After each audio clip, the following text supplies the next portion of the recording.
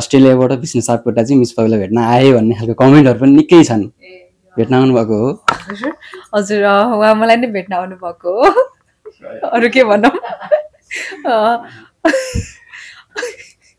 हैन त्यस्तो के पनि हैन उहाँ मलाई भेट्न आउनु भएको हैन कन्टेन्ट पाउनु भयो हैन भयो अनि त्यसमा चाहिँ यस्तो हो उहाँ र हामीले चाहिँ सँगै एउटा म्युजिक भिडियो गरेको छौं त्यही सुटिङको उसमा चाहिँ त्यो टिकटक बनाएको हो अनि उहाँ चाहिँ पहिलादेखि उहाँ चाहिँ 10 भन्दा अगाडिदेखि नै नेपालमै हुनुहुन्थ्यो सायद हैन मेरो त त्यही सुटिङको बेला भेट भएको सुटिङकै स्पोर्टमै भेट भएको है मेरो उहाँसँग त्यति नै हो के भन्न अब म एउटा सानो कुराले नि जस्तो पुरानै कुरा जोड्नु पर्दा जोडिन्छ होला के तपाईसँग विष्णु सापको नाम जोडिन्छ एउटा टिकटकले गर्दा हैन अस्ट्रेलियामा मिस पवि जानुभयो त्यतिखेर पनि त्यही आथ्यो अस्ट्रेलियामा चाहिँ विष्णु सापकोटालाई भेट्न मिस पवि जानुभयो भन्ने खालकै न्युज आएको थियो आएका न्युजको त कुरा गर्नुपर्छ होला हैन यद्यपि तपाईँ आफ्नो बुवालाई भेट्न जानुभएको थियो होला आफ्नो कामले जानुभएको थियो होला केले जानुभएको थियो होला भेट भयो होला त्यसले गलत इम्प्याक्ट पर्यो त्यो कुराहरुले चाहिँ तपाईलाई कतिको दुःख लाग्यो त्यो टाइममा के दुःख लागेन किन दुःख लाग्ने हो र मैले गरे भए मैले अब नराम्रो गरेको भए चाहिँ मलाई दुःख लाग्थ्यो कामको आधारमा जसलाई पनि भेट्न पाउँछ जसले जोसँग काम गर्न पाउँछ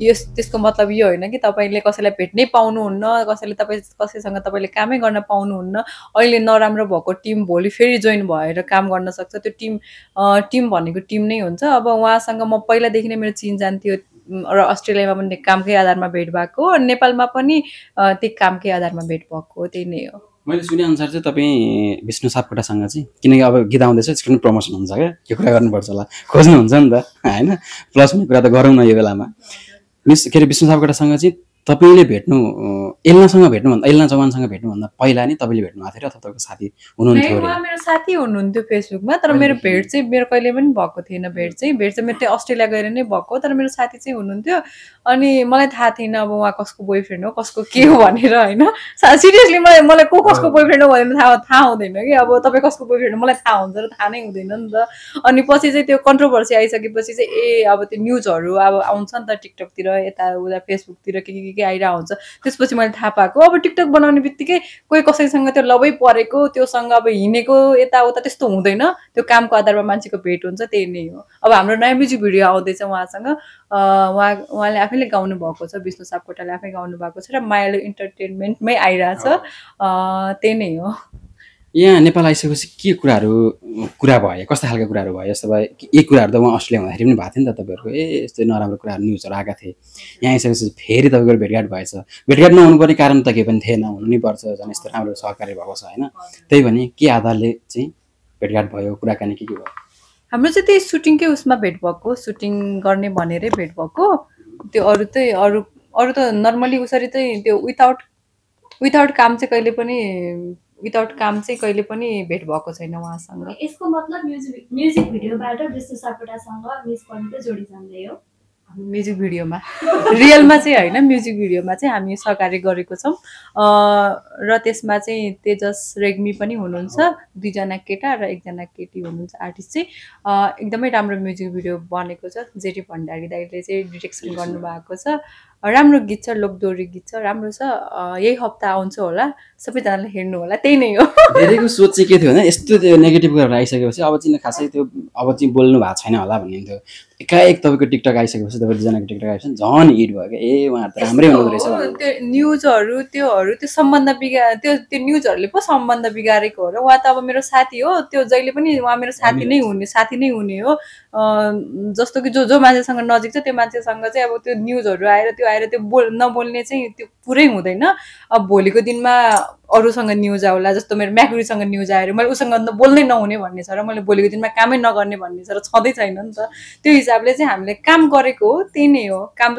जोसँग नि गर्न पाए नि हैन र नमस्ते गप्पे कुरा खुलाइदिनु न त आज के गप्पे कुरा अब विष्णु सापकोटाले के योजना गर्नु भएको छ के सोच्नु भएको छ नजिकको मान्छेले के सोच्छ मलाई अर्काको मनको कुराहरु मलाई थाहा हुन्छ र भने त्यति थाहा हुने भए त म किन यो फिल्ममा लाग्थे र भने म त्यो के भन्थे ऊ हुन्थे नि त्यो मान्छेको त्यो भविष्य हेर्ने मान्छे हुन्थे हजुर ज्योतिष भन्थे म यस्तो हँसिलो हुनुहुन्छ क्या तपाईँ यति धेरै हाँस्नुहुन्छ रमाइलो गर्नुहुन्छ यस्ता कुराहरूलाई पनि मजाले लिदिनुहुन्छ नि दुःख परेको क्षणहरू छन् अथवा ती कन्ट्रोभर्सियल त भयो होला नि कन्ट्रोभर्सियले त दुःख हुँदैन सुख हुन्छ किनकि अझै फेमस भइन्छ नि त म कन्ट्रोभर्सीलाई त्यो सुरुमा दुःखमा लिन्थेँ, त्यसपछि चाहिँ अझै त्यो फेमस भइन्छ। ए मान्छेले केही न केहीले त मान्छेलाई चिन्छ नि त भन्ने हुन्छ, त्यही नै हो। मलाई केही दुःख लाग्दैन, म हाँसिरहन्छु जति बेला पनि। मलाई रुन मन लाग्यो नि म हाँस्छु, के गर्नु, हाँस्नुपर्छ, दाँत राम्रो छ नि त, त्यही भएर हाँस्छु। रुन चाहिँ कतिको हुन्छ तपाईँ पनि सुन्नु न, कतिको रुनुहुन्छ? रुन चाहिँ किन पर्यो भने कि हुन्छ नि चित्त दुखाइहाल्ने। अब मेरो चित्तै दुख्दैन त, अब के गर्नु, कसरी रुन्नु, हे भगवान्। मेरो अहिलेको क्वेसन तपाईँले एन्सर दिनु भने विष्णु सापकोटाले बिहा गर्दै हुन्छ कि तपाईँले के कुरा खुलाउनु भएको भने के कोपी कुरा खुलाइदिनु भने? मलाई कसरी थाहा हुन्छ उहाँ बिहे गर्दै हुनुहुन्छ भनेर? मलाई थाहा नै छैन, मैले सोधेकै छैन। म अब सोधिदिन्छु अनि हजुरलाई म एकचोटि उहाँलाई अब त्यो गीत रिलिज हुने बेला उहाँसँग कुरा हुन्छ अनि म सोधिदिन्छु तपाईँ बिहे गर्नुहुन्छ कि हुन्न, अब तपाईँको लाइफमा के छ भनेर सोध्छु। अनि त्यसपछि चाहिँ बरु म आफै इन्टरभ्यू लिन्छु एउटा उहाँको, अनि त्यो हिसाबले चाहिँ भन्छु म हजुरहरू। विष्णु सापकोटाको इन्टरभ्यू लिन पपी अस्ट्रेलिया जाँदै? म अस्ट्रेलिया जान्छु, त्यहीँ गएर सोध्छु म। जाँदैछु म अब यहाँ अर्को महिना। नाइ मजाकमा। ओके, अब जस्तो भनौँ न, अनि त्यसपछि तपाईँहरूको जस्तो हो नि, अब यी कुराहरू आउँदो रहेछन् कि अहिले पनि स्टिल अब एल्नाजीले आफ्नो तरिकाले कमेन्ट के अरे स्ट्याटसहरू लेख्नुहुन्छ, केही कुरा चित्त बुझेन भने लेख्दिनुहुन्छ। अनि त्यो सङ्ख्या चाहिँ कता कता विष्णु सापकोटाले भनेको हो कि भन्ने पार्नुहुन्छ। किन भेट्नु भएन होला त? भेटेर यो कुराहरू क्लियर गरिदिनु भएको हुन्थ्यो होला। तपाईँलाई चाहिँ के लाग्छ मनको कुराहरू? मलाई अरूको सम्बन्धको बारेमा कसरी थाहा हुन्छ कि? मलाई आफ्नै सम्बन्ध थाहा हुँदैन, मलाई अरूको सम्बन्ध कसरी थाहा हुन्छ कि?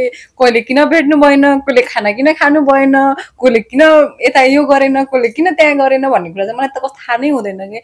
अब सोसियल मिडिया हो, सबले युज गर्नुहुन्छ, आफ्नो मन लागेको कुरा म नि लेख्छु, अर्कोले पनि लेख्नुहुन्छ, तपाईँले पनि लेख्नुहुन्छ, कसैलाई होच्याएर पो लेख्नु भएन नि त। अब आफ्नो मनमा भएको कुराहरू त जसले लेख्न पायो। मलाई त राम्रो लाग्छ, हेर्छु म त, सबैको न्युजहरू हेरिरहेको हुन्छु, मेरो फिडमा जे आउँछ सबै हेर्छु, मलाई किन लाग्छ। यो अन्तर्वार्ता हेरेपछि धेरै कुराहरू क्लियर हुन्छ होला कि, त्यसपछि त्यस्तो कुराहरू त्यो एकदम कन्ट्रोभर्सीको लागि मात्रै आएको थियो होला भनेर होइन। अनि तपाईँले चाहिँ त्यसपछि एल्नाजीलाई भेट्नुभएको भएन? के पछि त्यस्ता कुराहरू आएपछि उहाँसँग कुरा गर्नुभएको नै केही पनि थिएन, किन यस्तो भयो खालको आफ्नो व्यक्तिगत कुराहरू चाहिँ? उहाँसँग मैले पर्सनली त कहिले पनि भेटेको छैन होइन। के अरे एउटा यस्तै प्रेस मिटमा चाहिँ भेट भएको थियो, अरू चाहिँ त्यसरी पर्सनली त कहिले पनि भेट भएको छैन, त्यही नै हो। अब चलचित्रमा कहिले देखिन्छ त? चलचित्र छँदै छैन। किन नपाउनु भएको त? खोइ मलाई थाहा छैन। अब भयो सबैभन्दा धेरै के अरे गाली खाएको त कन्ट्रोभर्सी सम्झिनु पर्दा यो कुरा चाहिँ एकदम धेरै गाली खाएको कन्ट्रोभर्सी आएको थियो भन्ने कुरा सम्झिनु पर्दा। म जहिले गाली खाइरहेको हुन्छु, अब कुन कन्ट्रोभर्सी गर्नु? म त रिल्स हाले नि गाली खान्छु, भिडियो हाले नि गाली खान्छु, फोटो हाले नि गाली खान्छु, टिकटक हाले नि गाली खान्छु, अब कुन चाहिँ भनौँ? अब म गाली खाइरहेको हुन्छु, अब के भनौँ त्यसमा? अन्तर्वार्ता दिँदै गर्दाखेरि लाग्छ यो अन्तर्वार्ता आइसकेपछि मैले गाली खान्छु भनेर लाग्छ है तपाईँलाई? लाग्दैन। त्यो इन्टरभ्यू दिने बेला के लाग्छ कि आहा कस्तो राम्रो बोली है भन्ने हुन्छ। आइसकेपछि चाहिँ ए म त गाली पो खाइरहेको छु भन्ने खालको हुन्छ। तर आफ्नो स्वभाव हो, त्यो स्वभावै राम्रो छ नि त। होइन त्यो राम्रो होइन, म नराम्रो रहेछु सायद होइन। बोल्ने बेलामा आफूलाई बोल्दाखेरि चाहिँ म कस्तो राम्रोसँग बोलेको जस्तो फिल हुन्छ, अनि त्यो अरूले सुन्दाखेरि चाहिँ खै म कसरी बोल्छु थाहा नै छैन। अब त्यो अरूको नजरबाट हेर्दाखेरि चाहिँ थाहा छैन मलाई। तपाईँले एउटा अन्तर्वार्तामा भन्नुभएको थियो कि जस्तै त्यही कमेडी दरबारकै टिमको कुराहरूले केही कुराहरू गर्नुहुन्छ, उहाँहरूले बोल्नुहुन्छ, तर सुनिदिने मान्छे म छु, मैले सुन्दाखेरि चाहिँ मैले गाली खाएँ भन्नुहुन्छ क्या। जस्तो उहाँले के बोल्नुहुन्छ त्यो सुन्दाखेरि तपाईँले सुन्नुभयो, तपाईँले हेर्नुभयो, त्यसो रियाक्ट गर्नुभयो, तर गाली खानुमा चाहिँ तपाईँ पर्नुभयो कि उहाँले केही गाली आएन भन्नुहुन्छ। यो कुरा फिल गर्नुहुन्छ? कस्तो याद आयो मलाई, कस्तो राम्रो थियो, फनी होइन तर के थियो त्यो, खै म बिर्सेँ, मैले बिर्सेँ होइन। अब के भनौँ त्यसमा चाहिँ? अब अरूको कारणले गर्दाखेरि होइन, अब यस्तै छ कि मेरो हेबिट चाहिँ हाँस्दिने बानी छ नि त। अब मैले हाँस्दिएँ, अब मेरो रियाक्सन चाहिँ हाहा मात्रै थियो, अब हाहा रियाक्सन गर्न नपाउने रहेछ त्यहाँनिर, मैले गरिदिएँ, मलाई थाहा नै भएन कि अब के भन्नुभएको थियो भनेर। अनि म चाहिँ त्यो अरू कुरामै हाँसिरहेको थिएँ, त्यही नै हो। अब त्यो खिचेर हालिदिनु भयो। तपाईँले गाली खाइरहँदाखेरि यस्ता कुराहरू आउँदै गर्दाखेरि चाहिँ घर परिवारबाट चाहिँ त्यस्ता नकारात्मक कुराहरू चाहिँ किन यस्तो भयो भन्ने खालको कुराहरू आउँछ यहाँ मेरो घरको मान्छे त कहिले कुरै गर्दैनन् यो बारेमा उहाँले चाहिँ यो सोसियल मिडिया चाहिँ सोसियल मिडियाकै तरिकाले हेर्नुहुन्छ अनि पर्सनल लाइफ चाहिँ पर्सनल लाइफकै तरिकाले हेर्नुहुन्छ अनि कहिले पनि खै मसँग चाहिँ अब मेरो फ्यामिलीले कहिले नि यो बारेमा कुरा नै गर्नु भएको छैन अनि म पनि कहिले सेयर गर्दैन के त्यो एकदम धेरै त्यो ऊ भयो भने मात्रै त्यो सेयर गर्ने हो नत्र त्यस्तो कुराहरू केही नि अब उहाँले सबै हेरिसक्नुहुन्छ अब खै मनमा नै के सोच्नुहुन्छ मलाई चाहिँ केही नि भन्नुहुन्न अहिलेसम्म घर परिवारमा यो नगर त्यो नगर भन्ने खालको कुराहरू आएको छैन त्यो त म त फ्रिडम लाइफ हो मेरो त्यो कुरामा चाहिँ